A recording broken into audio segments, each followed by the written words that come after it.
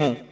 کسی مزار شریف پر کوئی نام نہاد پیر یا کوئی عاقبت نا اندیش وائز اسلامی تعلیمات اور سنی عقائد کے خلاف گفتگو کرتے ہوئے بدعقیدگی یا بدعملی پھیلانے کی کوشش کرتا ہو، یا اس کے علاوہ کسی قسم کی کوئی غیر شرعی حرکات پائے جائیں، ہم سب کا مشترکہ فرض ہے کہ ہم ایسے لوگوں کی حوصلہ شکنی کریں اور انہیں آہنی ہاتھوں سے روکیں۔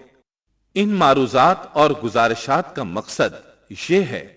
کہ شریعت اور شریعت کی پابندی کرنے والے شرک کی ان علامات،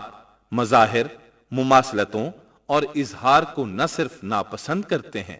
بلکہ قرآن و حدیث کی روشنی میں حرام، ناجائز، ظلم، گمراہی اور بے عقلی سمجھتے ہیں،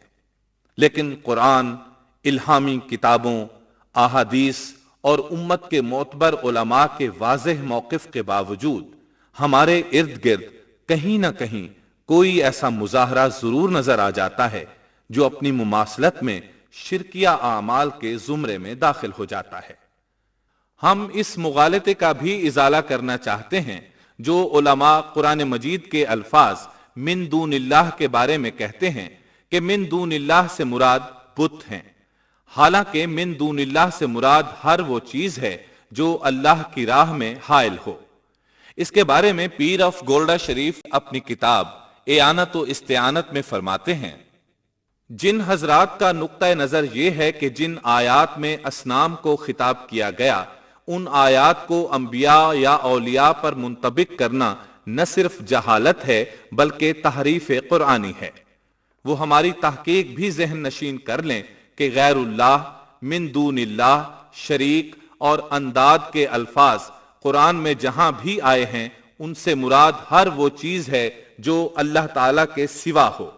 اور جو وصول اللہ میں رکاوٹ بنتی ہو۔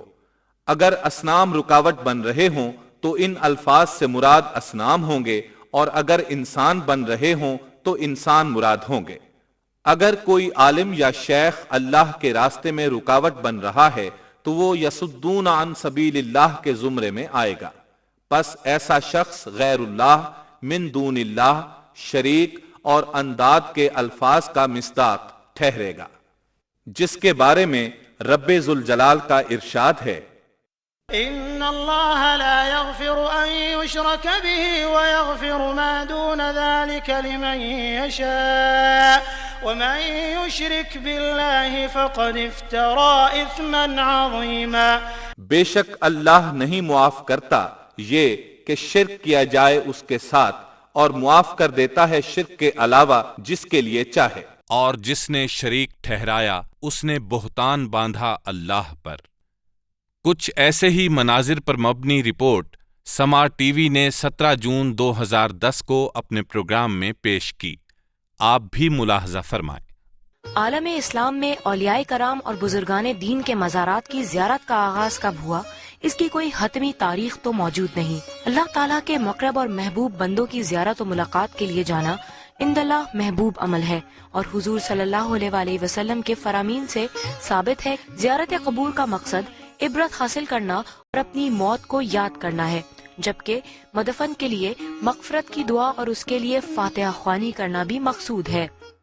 پاک و ہند کے مزارات کا رخ کریں تو لوگوں کا ایک جمع غفیر تو نظر آتا ہے، لیکن یہ جمع غفیر فاتحہ خوانی کے مقاصد کو بھول کر اپنی مغفرت کی دعائیں کرتا دکھائی دیتا ہے۔ لوگ مقامات مقدسہ پر اپنی پریشانیوں اور اپنے مسائل کا سدباب ڈھونڈتے ہوئے نظر آتے ہیں۔ زیارت قبور کے لیے آئے لوگوں کا کہنا ہے کہ اولیاء کرام کی قبور اللہ سے مانگنے کا وسیلہ ہے۔ قرآن مجید کی سورہ قاف میں اللہ تعالیٰ فرماتے ہیں، ہم نے انسان کو پیدا کیا ہے اور اس کے دل میں ابھرنے والے وسوسوں تک کو ہم جانتے ہیں، ہم اس کی شہرک سے بھی زیادہ اس سے قریب ہیں۔ اللہ نے کہا ہے مانگو، لیکن اللہ نے وسیلہ بنایا ہے، یہ ہمارے لیے وسیلہ ہے۔ ہم یہ نہیں کہتے کہ ہمیں ان سے چاہیے، نہیں، یہ ہمارے لیے وسیلہ ہے۔ یعنی آپ جاؤ گی کہیں بھی، آپ کا سورس ہوگا تو میرے لیے وہ کام جلدی ہو جائے گا، بنسبت جو کام میرے لیے ایک ہفتہ یا پینڈنگ میں ہو جائے گا اگر میں آپ کا ریفرنس لے کے جاؤں گی، اس لیے یہ ہمارے لیے ریفرنس ہے۔ یہ اللہ کے اولیاء ہیں، جہاں پہ ہم ان کے تھرو مانگتے ہیں تو ہماری دعائیں قبول ہوتی ہیں۔ میری شادی کو 7 سال ہو گئے اور میرے گھر بچے نہیں ہیں، اس لیے میں یہاں پر آتی ہوں اولاد کی خاطر۔ تو